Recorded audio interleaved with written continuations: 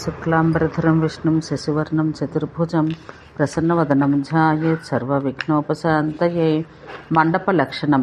సూతుడు ఋషులకు ఇట్లు చెప్పెను. ఇంతవరకు తెలుసుకున్న దేవాలయ నిర్మాణాధికానికి దేవత పూజోత్సవాదులకు ఉపయుక్తం కావున ఇప్పుడిక మండపాల లక్షణం తెలిపెదను. ప్రాసాదానికి అనురూపంగా ఉండు మండప శ్రేష్టములు తెలిపెదను వినుడు. జ్యేష్టం, మధ్యమం, కనిష్టం అనే 3 విధములుగా మండప నిర్మాణం చేయవచ్చు.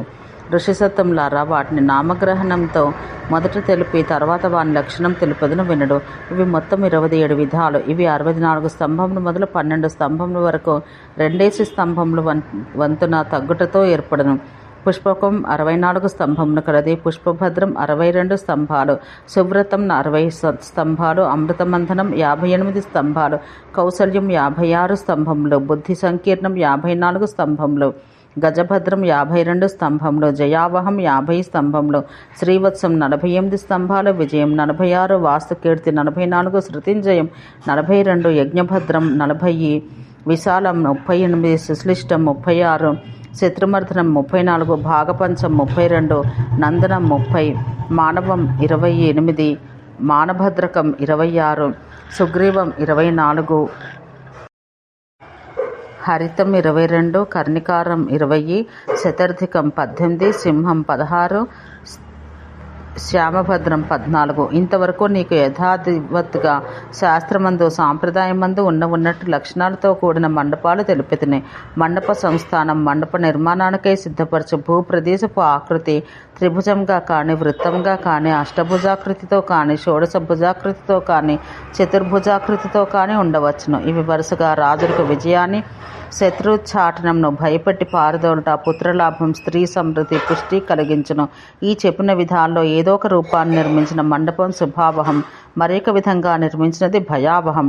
మండప నిర్మాణ వ్యవస్థ. మండప నిర్మాణానికై నిర్ణయించుకున్న ప్రదేశాన్ని సంస్థాన భూమిపై ఉండు ప్రదేశంను చతుషష్ఠి పద రూపమున విభజించుకోవాలి. ఇట్టి విభాగాల్లో నట్టనడమి విభాగంలో ఉండునట్లు అనగా 465 పదములు యందుండునట్లు ద్వారం ఉంచవలను.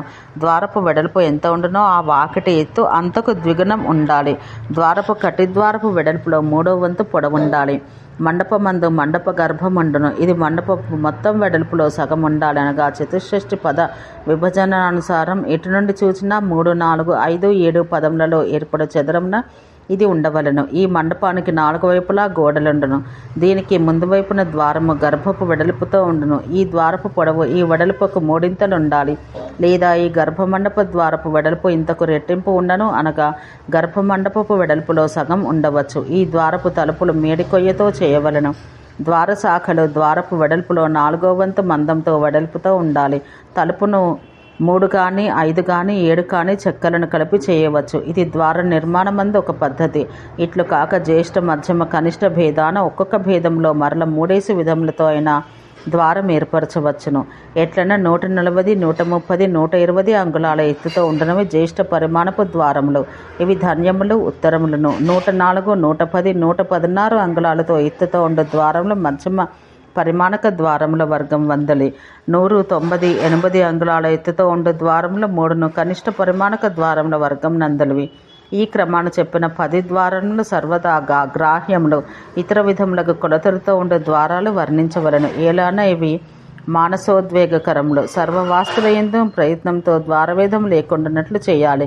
వృక్షం, కోణం, భ్రమి, గాలి చక్రం, కుమ్మరి సారే, గానుగాలోనగునవి ఇతరుల ఇంటి ద్వారం, స్తంభం, బావి, ధ్వజము, గోడ, గోయి ఇటివాని వేద పొందిన ద్వారం హాని కలిగించును. వీనిచే క్షయం, దుర్గతి, ప్రవాసం, క్షుద్భయం, దౌర్భాగ్యం, బంధనం, రోగం, దారిద్ర్యం, కలహం, విరోధం, ధననాశం ఇట్టి ఫలములు కలుగును. ఈ మండపపు ఆవరణంలో తూర్పున పండ్ల చెట్లు, పాలుగల చెట్లు, దక్షిణమందు పశ్చిమమును కలవలతో తామరలతో అలంకృతమై ఉండు జలాశయము, ఉత్తరాన సరళ తాళాది వృక్షములు, పుష్పవాటిక ఉండాలి. ఇవి కాక ఈ అన్ని దిక్కుల యందును అవకాశమున్న చోట్ల స్థిరమైనచో ప్రవహించినది, అస్థిరమైనచో ప్రవహించినది నీరు ఉండటం మంచిది.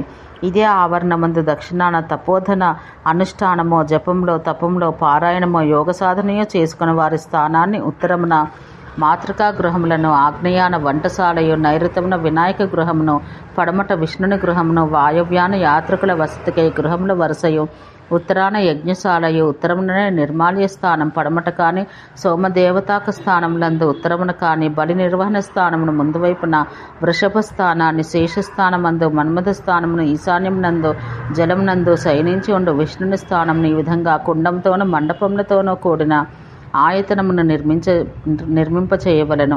ప్రక్కలందు పరివారశాలలుండాలి. గంటలు, మేలుకట్టలు, వివిధ తోరణాలు, నిత్యోత్సవాలు దర్శింపవచ్చి ఆనందంతో నిండియుండు. జనులు వివిధ ధ్వజ విశేషములుండునట్లు దేవాలయాలు ఎవరు నిర్మింతురో వారిని ఇహమున లక్ష్మి ఎన్నడూ విడవదు. వారు పరమున స్వర్గమునందు పూజలను అందుకొంచు సుఖములు నందుదురు.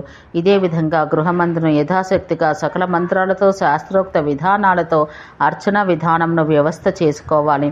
ఆయా ప్రక్రియా సందర్భములందు గురువులకు, ద్విజులకు గో వస్త్ర హిరణ్య భూదానం చేయవలను. ఎల్లరకును అన్నదానము చేయవలను. ఓం శాంతి శాంతి శాంతి.